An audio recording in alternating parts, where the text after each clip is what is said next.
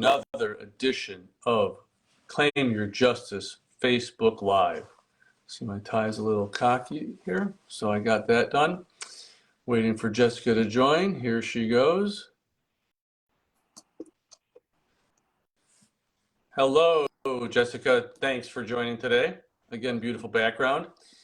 As I was saying, welcome to another edition of Facebook Live, Claim Your Justice. The purpose of our Facebook Live sessions are to educate the Facebook community, not just today, but these are permanently kept on file, both on Facebook and other social media sites, so that people can go view them and get any information they could need to help them preliminarily get some questions answered when they're seriously injured in a car accident, truck accident, and this day we're talking about motorcycle accidents. You can reach us at claimyourjustice.com or at 847-434-3555. Again, I'm happy to be joined by Jessica Wong-Barrera. She's going to do a little questions and answers session like we've been doing, and it seems to be positively doing good when I see the number of people engaged in our posts.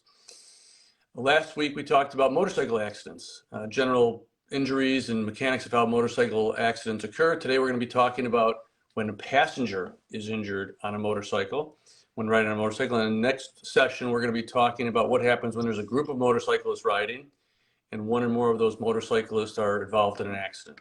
So let's get the day going. And remember to loud pipes save lives. And Jessica, what do we got today? All right. Question is, often motorcyclists have passengers, and when the accident happens and the passenger is seriously injured, what claims can the passenger make? So the passenger on a motorcycle has the similar rights to a passenger in a car. So they can pursue a claim for personal injuries. They're generally serious when involved in a motorcycle. They can recover their medical bills, their pain and suffering, which is the biggest component generally, disfigurement, which frequently happens in a motorcycle accident. Disfigurement, I mean a scar, God forbid, a lost limb. That's permanent disfigurement. They can make those type of claims. And the claims could be made generally against the motorcycle, whoever's responsible. So we had a case where a young lady was riding on the back of a motorcycle. The motorcyclist lost control of the motorcycle, and the woman skidded along the pavement. And as gross as it sounds, I'm sorry, she lost her left buttocks. It was basically, the word is avulsed. It was avulsed off. Tremendous injury. And we talk about insurance all the time. We'll talk about that in a minute. But those are the type of accidents that happen. What else you got, Jess? Who can those personal injury claims be asserted against? Great. Okay. So we talked about the case we had in the office with the injured passenger. So sometimes it gets directly against the motorcyclist who's operating the motorcycle. Sometimes it's against the car or truck that strikes the motorcyclist or pulls out in front of the motorcyclist.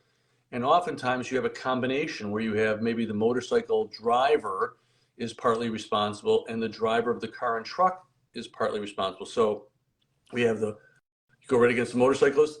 There's going to be sometimes some tension because it could be the passenger's boyfriend or girlfriend who's driving the motorcycle. It could be some other type of relationship. And so sometimes there's a concern about, I don't want to pursue that person.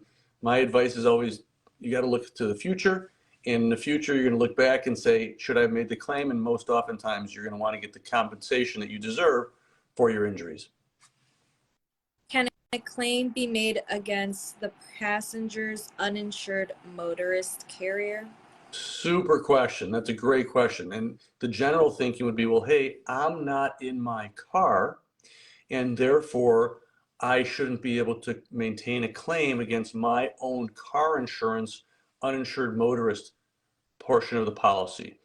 And I would encourage you to let go of that negative thinking and let us do our work to show you how we can wrap that uninsured motorist carrier into coverage for the accident that happens. And it would apply when the person responsible, let's say it's the motorcycle driver, doesn't have insurance. So that driver is uninsured. And if you look at the language of most policies, it would provide coverage to the passenger. Great question. past, you've discussed underinsured motorist cases. Can you please explain that again and whether it would apply? Sure. Let's talk about underinsured motorists. So first, let's remind everyone what the underinsured motorist means. It means that there's a claim for liability, there's an initial insurance policy limit to attack, that's called the third-party coverage, and that policy limit is not sufficient to compensate my client for their injury, pain and suffering, medical bills, disfigurement, wage loss, things like that. And so what happens is that person who's injured is now considered underinsured, just like the name implies.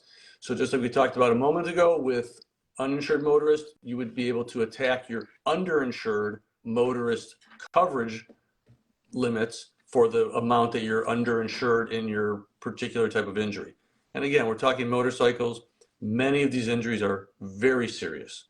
And so I thank you for listening. Remember, for any serious injuries suffered with an auto accident, truck accident, motorcycle accident, given the season we're in, workers' compensation, slip or fall, call us at Claim Your Justice. You can reach Jessica, you can reach myself.